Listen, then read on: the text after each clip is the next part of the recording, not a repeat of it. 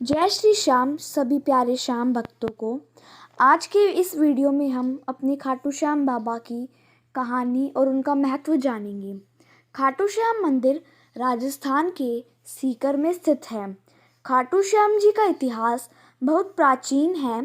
आज से लगभग 1000 वर्ष पूर्व में खाटू श्याम मंदिर का निर्माण हुआ था।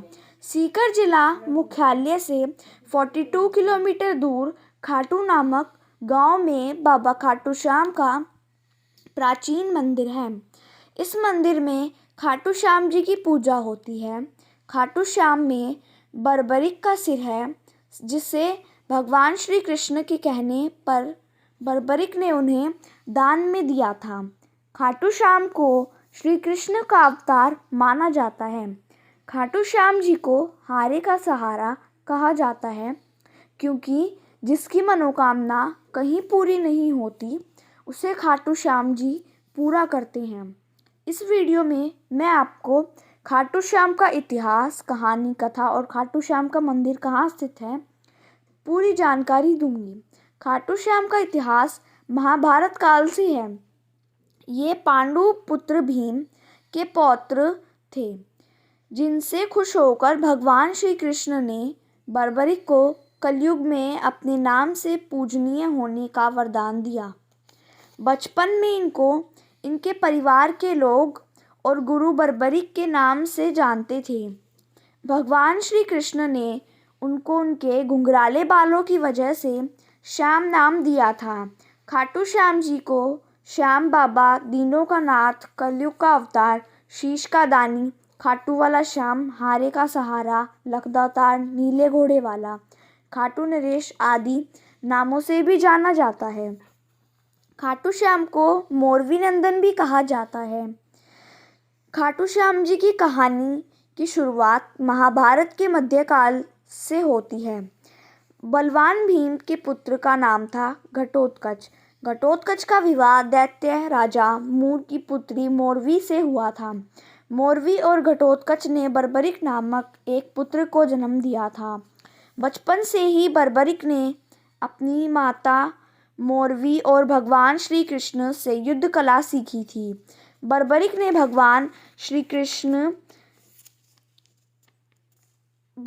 भगवान शिव की तपस्या की, जिससे प्रसन्न होकर शिव जी ने उन्हें 3 बाण दिए। ये 3 बाण उनको तीनों लोकों में विजय दिलवा सकते थे। यह वरदान पाकर बर्बरिक बहुत खुश हुए। बर्बरिक अपनी वीरता और शक्तियों के लिए जाने जाते हैं। महाभारत काल में जब कौरवों और पांडवों के बीच युद्ध शुरू होने वाला था, तब बर्बरिक अपनी माता के पास गए और युद्ध देखने की आज्ञा मांगी। इस पर उनकी माता ने उनसे पूछा, तुम किसकी तरफ से युद्ध करोगे? इस पर बर्बरिक ने उत्तर दिया, जो हारेगा मैं उसी की तरफ से युद्ध करूंगा। माता से आज्ञा लेने के बाद बर्बरिक महाभारत का युद्ध देखने चल पड़े। भगवान श्री कृष्ण यह सब देख रहे थे। श्री कृष्ण जानते थे कि अगर बर्बरिक को नहीं रोका गया तो युद्ध का परिणाम बदल जाएगा। रास्ते में जाते हुए बर्बरिक को श्री कृष्ण ने ब्राह्मण का रूप धारण करके रोका और पूछा, हे बालक, तुम अकेले यह 3 बाण लेकर कहाँ जा रहे हो? तब बर्बरिक ने जवाब दिया, मैं महाभारत का युद्ध देखने जा रहा हूँ और इस युद्ध में जो हारेगा मैं उसका साथ दूंगा। श्री कृष्ण ने कहा, सिर्फ 3 बाण के सहारे युद्ध लड़ने जा रहे हो?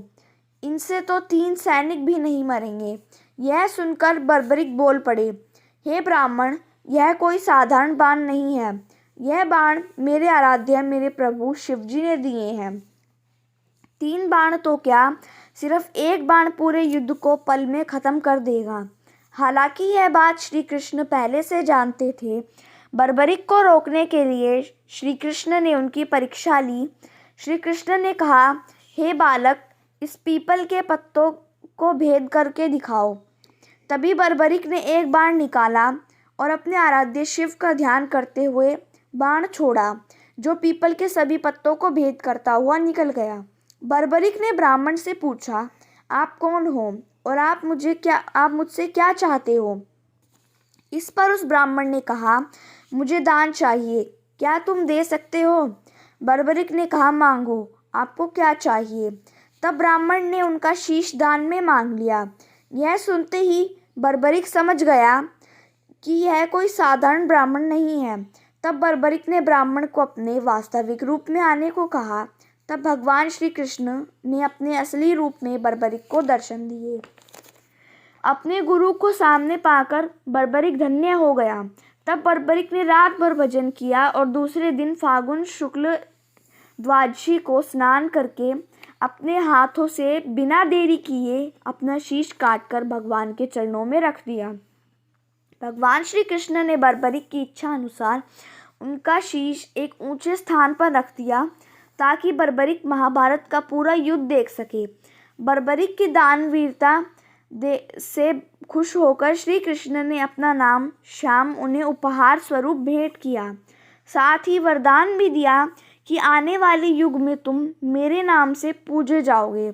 जब भी कोई हारा और टूटा हुआ भक्त तुम्हारे पास आएगा, तुम्हारी पूजा से उसके सब काम पूर्ण होंगे।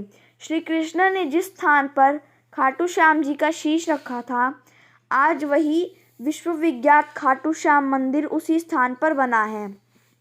तो यह है खाटू श्याम जी की बेहद अद्भुत कहानी। खाटू श्याम का महत्व कलयुग के साथ साथ बढ़ेगा, क्योंकि भगवान श्री कृष्ण ने उनको आशीर्वाद दिया था कि जैसे जैसे कलयुग बढ़ेगा वैसे वैसे तुम्हारा यश और लोगों की आस्था बढ़ेगी। आज बाबा खाटू श्याम हारे का सहारा बनकर भक्तों के काम कर रहे हैं और उनके दुख दर्द का हरण कर रहे हैं। इन्हें कलयुग का भगवान माना जाता है। तो भक्तों, उम्मीद करती हूँ बाबा श्याम का इतिहास और उनकी महिमा आपको बहुत पसंद आई होगी। कमेंट बॉक्स में जय श्री श्याम ज़रूर लिखें।